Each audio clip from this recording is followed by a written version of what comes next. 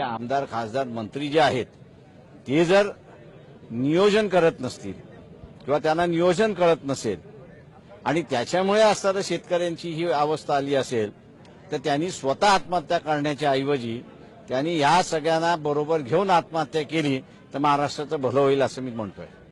अडचणीवर तोडगा काढण्यासाठी डॉक्टर प्रकाश आंबेडकर यांनी शेतकऱ्यांना विद्रोही सल्ला दिला, पण फक्त चिथावणीखोर वक्तव्य करून प्रकाश आंबेडकर थांबले नाहीत, तर शेतकऱ्यांच्या आत्महत्या रोखण्यासाठी त्यांनी सकारात्मक उपक्रमही हाती घेतलाय। अकोला जिल्हा परिषदेत भरीप बहुजन महासंघाची सत्ता आहे। याचा उपयोग करून अकोल्यातील 3,500 अल्पभूधारक शेतकऱ्यांना बीटी कापसाच्या बियाण्यांचं मोफत वाटप करण्यात आले।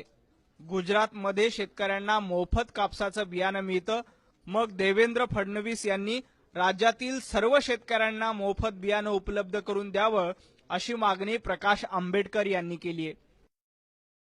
माझं महाराष्ट्र शासनाला राहणार आहे की त्यांनी हाच कार्यक्रम महाराष्ट्रभर त्या ठिकाणी राबवावा। शेतकऱ्यांना 250 रुपये पर बॅग हा भुर्दंड त्या ठिकाणी बसतोय आणि तो एकाच कारणासाठी की सत्तेवरती बसलेला मग तो काँग्रेस असेल किंवा राष्ट्रवादी असेल किंवा सेना असेल किंवा बीजेपी असेल यांच्यामध्ये कोणाकडेही धमक नाही की 3 वर्षानंतर जे संशोधन झालेलं आहे ते खुलं झालेलं आहे आणि आम्ही 250 रुपये देणार नाही मॉन्टेन्सोला ही भूमिका घेत नाही म्हणून शेतकरी अडचणीत आलेत। शेतकऱ्यांना मोफत बियाणं मिळावं यासाठी अकोला जिल्हा परिषदेनं 55 लाखांचा निधी राखीव ठेवला, त्याचा उपयोग सामान्य शेतकऱ्यांना झालाय।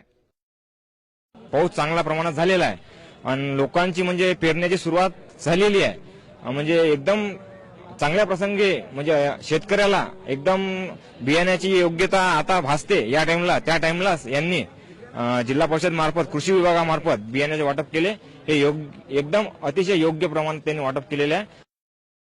सलग 3 वर्षापासून महाराष्ट्र दुष्काळानं होरपळतोय, परिणामी शेतकऱ्यांच्या हाती पैसा नाही।